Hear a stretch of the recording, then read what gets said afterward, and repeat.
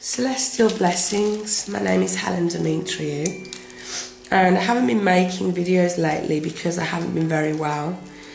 I got a cold which turned into a cough because I've got asthma, and so I'm on antibiotics, but I think that it's because of I'm detoxing from after the descent, and so forgive me because I'm sucking I'm eating a cough sweet, and I may have to pause this many times to cough, but you know, I need to feel relaxed, so I decided to make something with clay. I'm going to make try to make a censer. So the reason I wanted to make this video, and I'm sorry if the camera shakes because I'm on the table.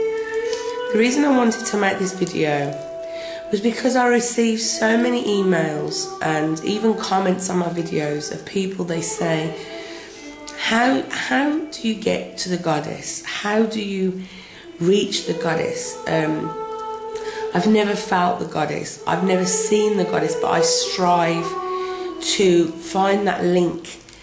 And it's hard for them because, you know, if you don't have a teacher, I mean, don't get me wrong, I didn't have a teacher, and I'm not saying that everybody, you have to have a teacher.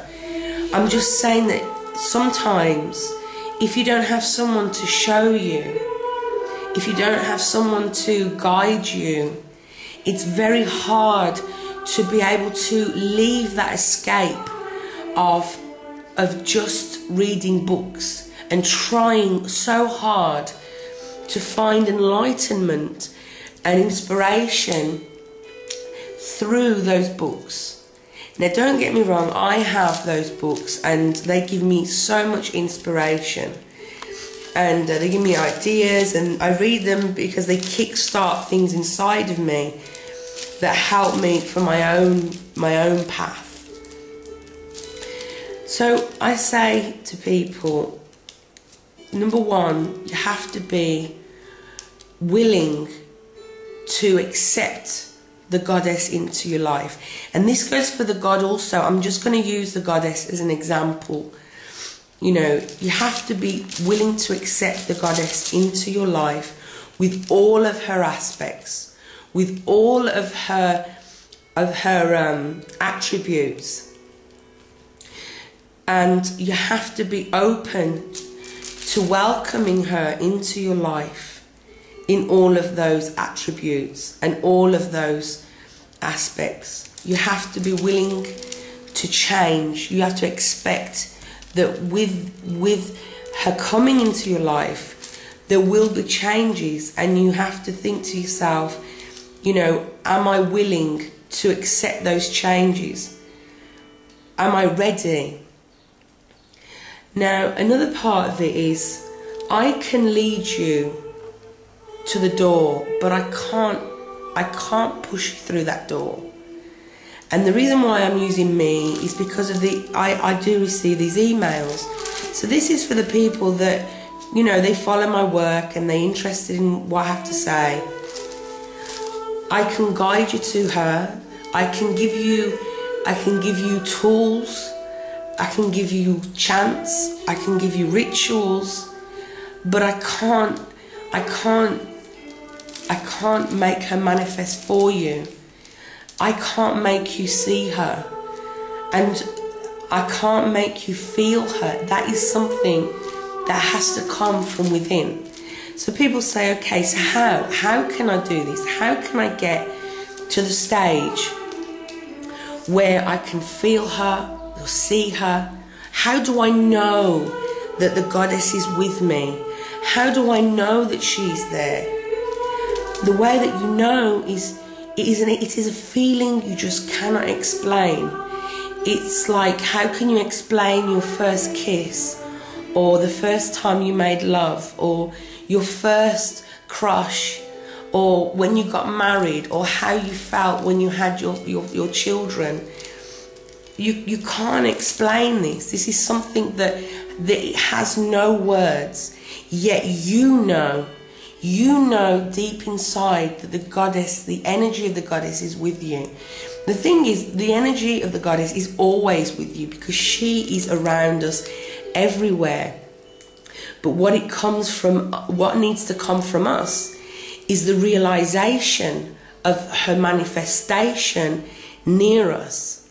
It is that part of us that finally grasps it, that gets that understanding, that finds the key and the awareness, that we tune in to her energies.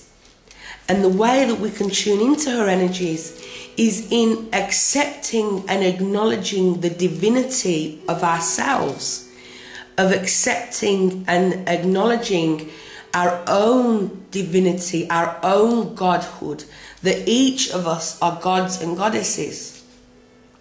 This can truly help us to vibrate a frequency that will enable us to connect and communicate on a spiritual level with the divine.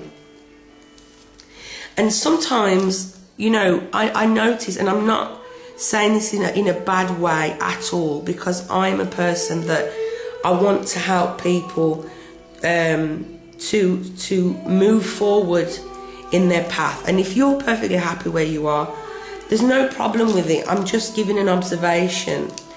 I've noticed that a lot of the things that we talk about in the community are always based around the same books, around basic things such as incense mixes and oil blends, the same chants, the same kind of rituals. And I'm not saying that these are bad. I'm just saying that there is no growth, because if we just stick to the same, you know, books or things, then we're just going round in a circle. And what we're doing there is we're doing all the practical things, and I agree that we must learn the practical side of it.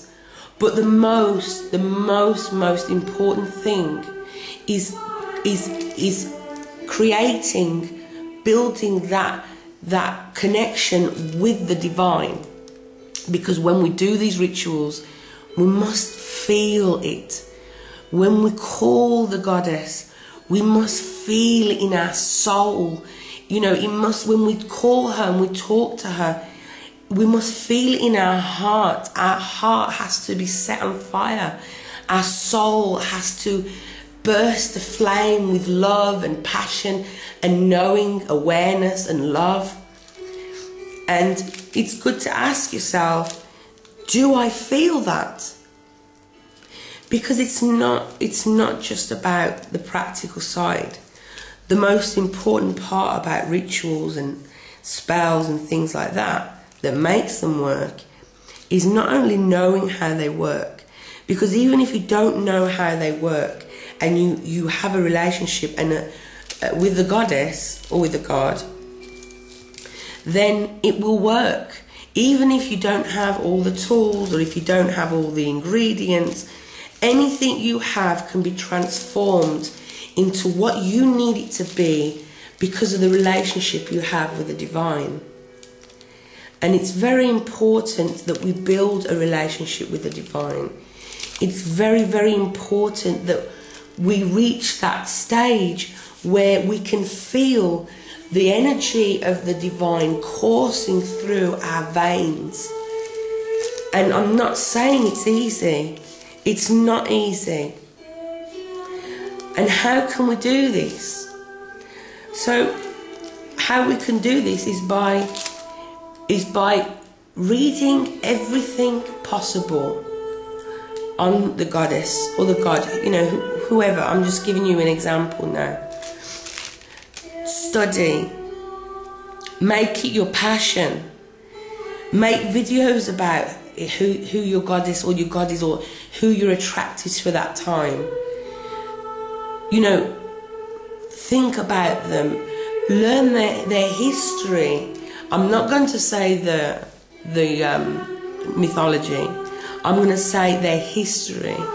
Learn the stories, the hymns of ancient times. Put them together and practice saying them. and buy books on that particular goddess that you're looking for, or even just buy a book in general about connecting with the goddess, because the more that you read about a certain goddess, the more you are making yourself aware, the more you're opening yourself up to their energies, and then it makes it easier for them to enter your conscious and not just be in your subconscious or your auric field in a way that you can feel them. Another way is by talking to them, asking them to help you and guide you so that you may be able to feel them. It's like, you know, you're in a house and there's a room with a door, and the door is closed, but you know inside that room is the goddess. You know it, but you can't see it. You can't see her. You can't really feel her because you're not entering that room. And then so you have to ask yourself, well, why am I not, and you know, what is the problem? What have I got, you know, why am I not entering that room?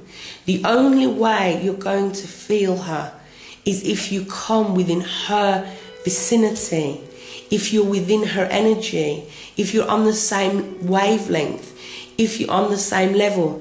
Now, I'm not telling you that you're higher than the goddess, but when you recognize the godhood within yourself, then it's easy for you then to tune in to her, to be more on her level in order to feel her.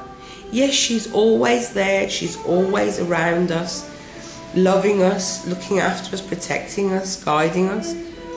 But to really, really feel her, you have to recognize the truth about yourself and the godhood within you, the goddess that lives within you, that perfection that lives within you. That is the only way you're going to really be on the same level, the same frequency as her, to feel her. That is the only way. Because she wants you to recognize your specialness. She wants you to recognize your godhood and your divinity. You are not just a lowly human. You are a grand soul. You are an enlightened being. And you have to understand this to grow. Don't say, I am nothing, I am not worthy. Of course you are. Otherwise, the goddess would never have come to you and awakened you to her. It's because she recognizes that divinity that lives within you. She knows it, and you need to know it and accept it. You do know it, but you're having a hard time accepting it because we're told that we're low and the gods are high, and that's not true. That is not true. We are divine and we are created by the Creator. So therefore we possess the same spark, the same essence that they do. And it's all about accepting that. It's all about why shouldn't it be you? Why shouldn't you be an incarnated god or a goddess? Why? Why shouldn't you? Because you're a human. Do you think that the divinities, they would choose only royalty or someone in the government to incarnate?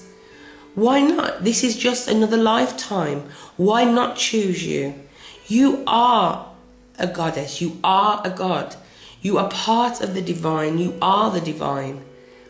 And when you start to accept this, then you become on the same wavelength of the divine, and it is easier then for you to tune in and to feel their energies around you and to be able to connect on that same wavelength.